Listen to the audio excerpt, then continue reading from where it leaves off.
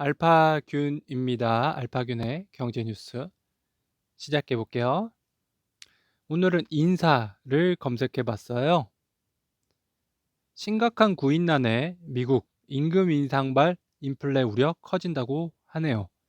자, 여기 하이어링 $500 사인온 보너스 돼 있죠. 네, 미국에서 인재를 구하기 참 힘들대요. 이 같은 우려는 4월 비농업 일자리가 26만 6천 개 증가에 그치면서 재개됐다. 최소 100만 개, 많게는 200만 개까지 예상했던 것과 실제 수치와의 차이가 너무 벌어지자 대래 구인난이 심각하다는 방증이라는 해석이 제기됐다. 이 경우 구인난, 급여 인상, 물가 상승 흐름이 자연스럽게 나타날 것이라는 게 월가의 시각이다. CNBC는 만약 경제가 견고한 성장을 유지하고 노동시장의 공급난이 계속되면 급여는 오를 것이고 연방준비제도 연준은 인플레이션 문제에 직면하게 될 것이라고 내다봤다고 합니다.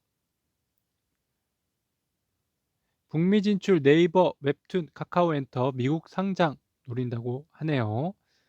박상진 네이버 최고 재무책임자와 이진수 카카오 엔터테인먼트 대표는 지난달 블룸버그 통신과의 인터뷰에서 미국 증시 상장 가능성을 검토하고 있다고 밝힌 바 있다.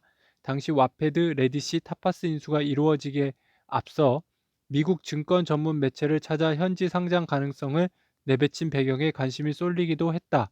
업계 한 관계자는 네이버와 카카오가 컨텐츠 계열사 투자를 받기 위해 미국 투자은행에 영업을 하고 있다면서 하지만 월스트리트에서 웹툰과 웹소설에 대해 낯설어하는 분위기라고 전했다. 관련 업계에서 네이버와 카카오가 현지 스타트업 인수와 사업 확장을 통해 현지 인지도 상승을 노리고 있다고 보는 이유다. 북미 시장에서 가능성을 인정받고 현지 투자를 받은 후 미국 증시에 상장해 궁극적으로 대규모 자금을 수혈하겠다는 전략이라는 것입니다. 네, 쿠팡 따라하기 전략인가요? 김동현 기자입니다. 고광일 고용 테크놀로지 대표, 한번 꽂히면 직진, 틀같이면 혁신은 없다. 누구도 로봇에 대해 잘 알지 못하던 시절이었다. 로봇 1세대의 길은 외로웠다. 원서를 읽고 해외 로봇을 분해해가며 연구했다. 하지만 공부할수록 실력 부족을 느꼈다. 1985년 미국 유학을 결정했다. 미국에서 박사학위를 받은 뒤 LG 산전, 현재 LS 산전 연구소로 복귀했다. 동료들과 새벽까지 불을 밝히며 산업용 기계 등을 만들었다. 그는 기업인이 아닌 연구원으로서 답답함을 느끼기 시작했다. 우선 의사결정 구조의 한계로 연구팀에서 제안한 물품의 사업화가 더졌다. 새벽 3시 작업한 연구원에게 오전 정시 출근을 요구하는 경직된 행정도 불만이었다. 그는 열정을 다해 일하는 직원보다 근무 시간을 맞춰 칼퇴근하는 땡땡쟁이들이 승진하는 것을 보고 서운함을 크게 느꼈다고 했다. 고용에선 자율 출퇴근제를 실행한다. 정해진 틀에 맞춰면 창의적 결과물이 절대 나올 수 없다는 것입니다. 박신영 기자입니다. 삼성 화이자와 탄탄한 네트워크, 계열사가 전방위 지원. 전 세계 바이오 업계에 탄탄한 네트워크를 구축한 존님, 바이오로직스 사장 역할도 컸다. 그는 글로벌 바이오 제약 업계에서 30년 넘게 경력을 쌓은 전문가다.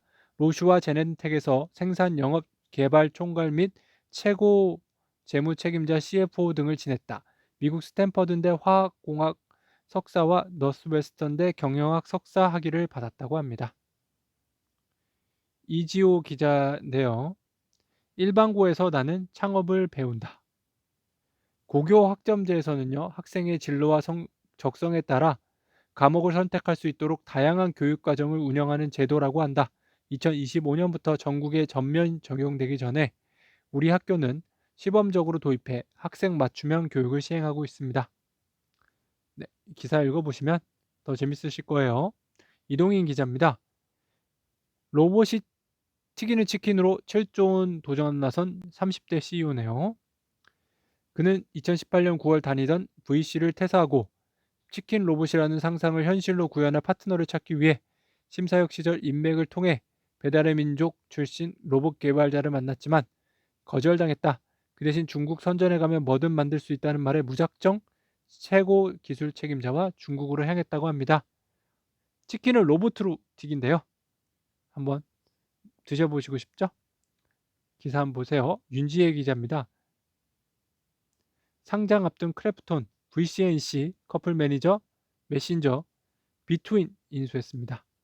비트윈 박재욱은 VCNC 대표가 2011년 개발한 커플 메신저 앱입니다. 2018년 기준 하루 평균 이용자 100만 명, 글로벌 다운로드 2,600만 건을 기록하며 경쟁이 치열한 메신저 시장에서 성공적으로 안착했죠. 이에 이재용 전 소카 대표는 VCNC를 인수해 자회사로 편입했습니다. 현재 박 대표는 소카와 VCNC를 동시에 이끌며 모빌리티 사업 경쟁력을 끌어올리고 있습니다. 네, 이재용 전 소카 대표는 왜 VCNC를 인수했을까요? 바로 박 대표 때문이 아닐까요? 회사보다 박 대표를 인수하기 위해 회사를 인수하고 박 대표는 그대로 놔두고 회사만 다시 매각하는 이런 전략도 있네요. 이남희 기자입니다. 취임 100일 서호성 은행장 뱅셀에 밀릴까 먹구름. 오는 19일 취임 100일을 맞는 서호성 K뱅크 은행장 55세 얼굴에 먹구름이 드리워졌다.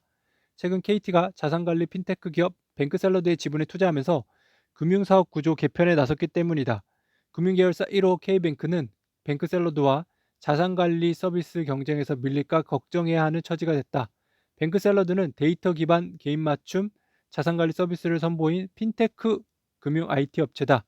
올해 1월 말 기준 앱 다운로드는 840만 건, 연동관리 금액은 405조 원에 달한다. 반면 K뱅크의 누적 고객 수는 219만 명, 수신과 여신 규모는 각각 3조 7,453억 원, 2조 9,887억 원에 불과하다. 지난 1년간 개점 휴업 상태를 이어왔기 때문에 대출 평전 효과가 나타날 때까지 상당한 시간이 소요될 전망이라고 합니다. 정부 중견기업 연구 인력 뽑으면 연봉 40% 지원한다고 합니다. 정부가 중견기업의 연구개발 역량 강화를 위해 연구 인력 채용 시 최장 3년간 연봉의 40%를 지원합니다. 산업통상자원부는 2021년 중견기업 핵심 연구 인력 성장 지원 사업을 공고하고 참여 기업을 모집한다고 10일 밝혔어요.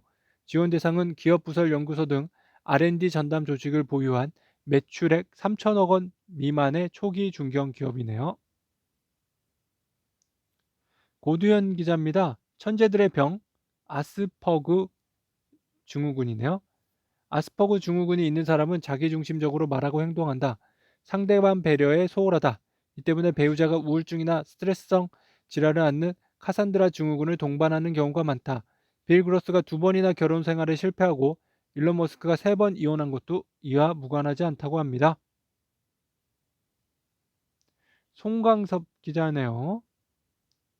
부익부 비니비 눈총 받을라. 네, 요거 제가 어제 전해드린 소식이고요. 구광모의 LGAI 연구원 계열사 협업 속도 생산성 쑥 비용 뚝 떨어졌다고 합니다. 생산성은 쑥 올라가고 비용은 뚝 떨어졌네요.